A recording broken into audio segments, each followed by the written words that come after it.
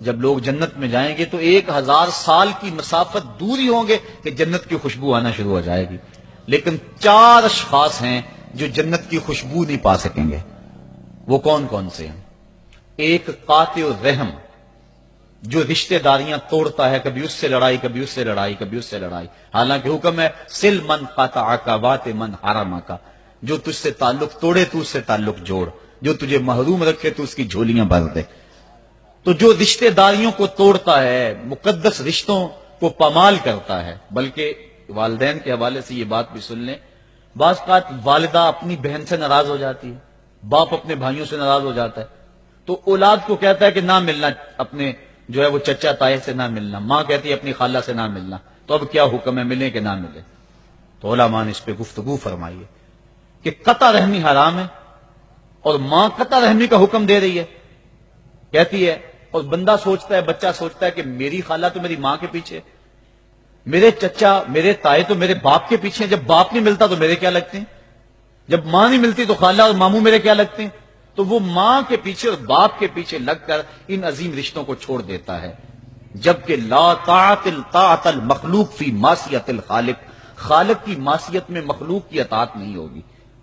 تو جو یہ چیزیں ہیں قطع رحمی نہیں کی جائے گی۔ علماء نے یہاں طریقہ یہ بیان کیا ہے کہ والدین سے چوری ملے تاکہ ان کا بھی دل نہ دکھے لیکن ان سے تعلق نہ توڑے، چونکہ قطع رحمی کے زمرے میں نہ آئے۔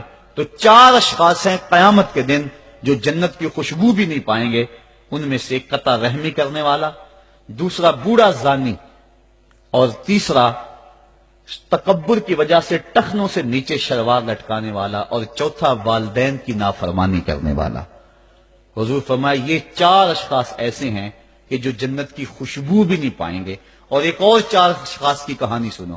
حضور نے ارشاد فرمایا، اے عمر، اگر مجھے لوگوں کے سست ہو جانے کا ڈر نہ ہو تو میں تمہیں یہ بات کہوں کہ اس خبر کو جا کے گلی بازاروں میں بتا دو اور 4 اشخاص کی جنت کی گواہی دے دو کہ انہیں جنت میں جانے سے کوئی شے نہیں روک سکتی۔ عرض کی حضور کون کون؟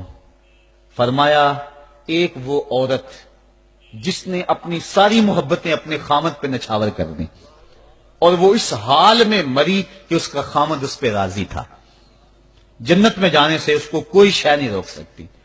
اور دوسرا وہ شخص جس کے بچے زیادہ ہیں، ذرائع آمدنی تھوڑے ہیں، لیکن اس نے اپنے بچوں کے پیٹ میں حرام کا لقمہ نہیں جانے دیا، محنت کرتا رہا، اوور ٹائم لگاتا رہا، مزدوری کرتا رہا اور اپنے بیٹوں کے لیے رزق حلال کی تلاش میں رہا۔ وہ بوڑھی کمر پہ بوریاں اٹھا اٹھا کے کام کرتا تھا اور اپنی کثیر اولاد کی پرورش کے لیے اس نے محنتیں بری کی اور ان کو حرام کا لقمہ نہیں کھلایا۔ فرمایا قیامت کے دن اس کو بھی جنت میں جانے سے کوئی شے رکاوٹ نہیں پیدا کر سکتی۔ اور تیسرا حضور نے فرمایا وہ شخص کہ جو اپنے والدین کے ساتھ حسن سلوک کرے اور اس کے والدین اس پہ خوش ہوں، اس پہ راضی ہو جائیں۔ اور چوتھا وہ شخص کہ جس نے ایسی سچی توبہ کی کہ گناہوں کی طرف پلٹنا اس کے لیے اتنا مشکل تھا، جس طرح جانور کے تھن سے نکلا ہوا دودھ واپس نہیں جا سکتا، وہ گناہوں کی دنیا میں دوبارہ نہیں جا سکتا۔ تو یہ فرمایا یہ 4 شخص ایسے ہیں، عمر اگر اس بات کا ڈر نہ ہو کہ لوگ سست پڑ جائیں گے تو ان 4 اشخاص کے بارے میں شہادت دے دو کہ یہ دنیا پہ چلتے پھرتے جنتی۔ تو ماں باپ کی خدمت کرنے والا، ماں باپ کو راضی رکھنے والا یقیناً اللہ کی نعمتوں کا حقدار ہے۔ وہ بدبخت ہیں بیٹے جو ماں باپ کو راضی نہیں رکھتے۔ اللہ کے حبیب صلی اللہ علیہ وسلم کی خدمت میں ایک شخص حاضر ہوا اور اس نے اذن جہاد طلب کیا، حضور میں جہاد پہ جانا چاہتا ہوں، مجھے اجازت مرحمت فرمائے۔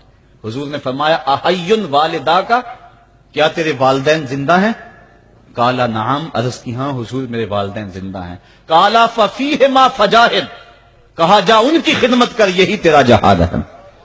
ماں باپ کو بلکتا ہوا چھوڑ جائے اور آپ جہاد پہ چلا جائے، ماں فالج میں گری ہوئی ہے اور بیٹا تبلیغی گشت پہ چلا جائے، باپ تڑپ رہا ہے اور بیٹا پیر کی چوکھٹ پہ جھاڑو دیتا پھرے، اللہ راضی نہیں ہوگا۔ میں سچ کہتا ہوں، اپنے بھی خفا مجھ سے ہیں، بیگانے بھی ناخوش، کہ میں زہر حلاحل کو کبھی کہہ نہ سکا کند، بات وہی کہتا ہوں سمجھتا ہوں جسے حق، نئے ابلۂ مسجد ہوں، نئے تہذیب کا فرزند، محمد عربی صلی اللہ علیہ وسلم سے بڑا پیر کون ہو سکتا ہے؟